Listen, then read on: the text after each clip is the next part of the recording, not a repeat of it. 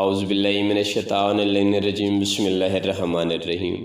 پاکستان اور دنیا بھر سے بول اسلام آفیشیل پر سننے اور دیکھنے والے تمام اہل اسلام بھائیوں السلام علیکم۔ تو آج ذکر کرتے ہیں قوم بنی اسرائیل کے بادشاہ طالوت کی بادشاہی کا۔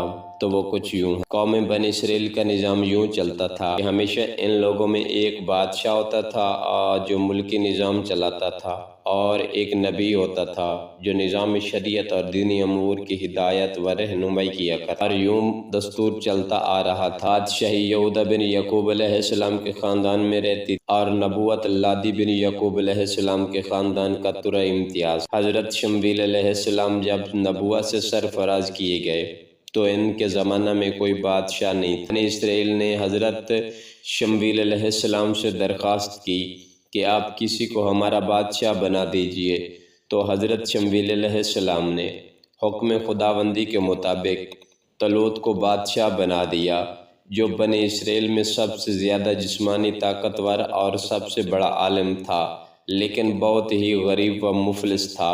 چمڑا پکا کر یا بکریوں کی چرواہی کر کے زندگی بسر کرتا تھا۔ اس پر بنی اسرائیل کو اعتراض ہوا کہ طالوت شاہی خاندان سے نہیں ہے، لہٰذا یہ کیوں کر اور کیسے ہمارا بادشاہ ہو سکتا ہے؟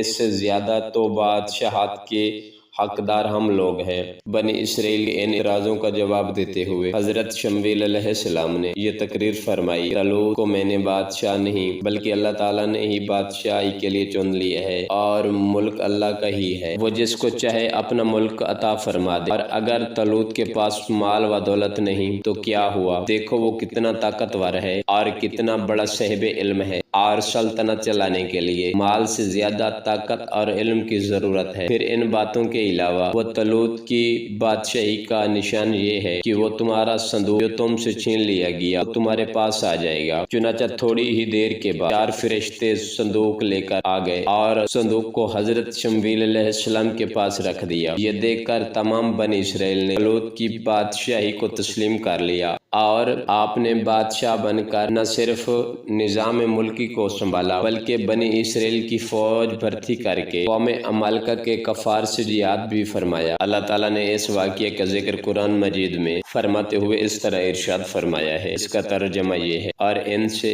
ان کے نبی نے فرمایا، بے شک اللہ تعالیٰ نے طالوت کو تمہارا بادشاہ بنا کر بھیجا ہے۔ ان بنی اسرائیل والوں نے کہا، ہم پر اس کی بادشاہی کیوں کر ہوگی، حالانکہ ہم اس سے زیادہ بادشاہی کے مستحق ہیں، اور اسے مال میں بھی وسعت نہیں دی گئی۔ آپ نے فرمایا، اس کو اللہ نے تم پر بادشاہی کے لیے چن لیا ہے، اور اس کو علم اور جسم میں کشادگی دی ہے، اور اللہ تعالیٰ اپنا ملک جسے چاہے عطا فرما دے، اور اللہ وسعت والا اور علم والا ہے۔ اور ان بنی اسرائیل سے ان کے نبی نے فرمایا، اس کی بادشاہی کی نشانی یہ ہے کہ آ جائے گا تمہارے پاس وہ صندوق جس میں تمہارے رب کی طرف سے دلوں کا چین ہے، اور حضرت موسیٰ علیہ السلام اور حضرت ہارون علیہ السلام کا ترکہ کی بچی ہوئی چیزیں ہیں، اس کو فرشتے اٹھا کر لائیں گے۔ بے شک اس میں تمہارے لیے بہت بڑی نشانی ہے اگر تم ایمان رکھتے ہو۔ اس تمام واقعہ سے جو درس ہدایت ملتا ہے وہ یہ ہے، جہاں بہت سے مسائل پر روشنی پڑتی ہے، ایک بہت ہی واضح درس یہ ملتا ہے، اللہ تعالیٰ کے فضل اور اس کی نوازش کی کوئی حد نہیں۔ وہ چاہے تو چھوٹے سے چھوٹے آدمی کو منٹوں میں بلکہ سیکنڈوں میں بہت بڑا آدمی بنا دے۔ دیکھ لو جناب طالوت بہت ہی کم درجے کے آدمی تھے، اور اتنے مفلس تھے کہ یا تو دباگر تھے جو چمڑے کو دباغت دے کر اپنی روزی حاصل کرتے تھے، یا بکریاں چرا کر اس کی اجرت سے گزر بسر کرتے تھے، مگر لمحہ بھر میں اللہ تعالیٰ نے انہیں صاحب تخت و تاج بنا کر بادشاہ بنا دیا۔ اس واقعہ سے اور قرآن مجید کی عبارت سے معلوم ہوا کہ جسمانی توانائی اور علم کی وسعت بادشاہی کے لیے مالداری سے زیادہ ضروری ہے، کیونکہ غیر جسمانی طاقت اور علم کے نظام ملکی کو چلانا اور سلطنت کا نظام کرنا تقریباً محال ہے اور ناممکن ہے۔ اس سے ظاہر ہوتا ہے کہ علم کا درجہ مال سے بہت ہی بلند تر ہے۔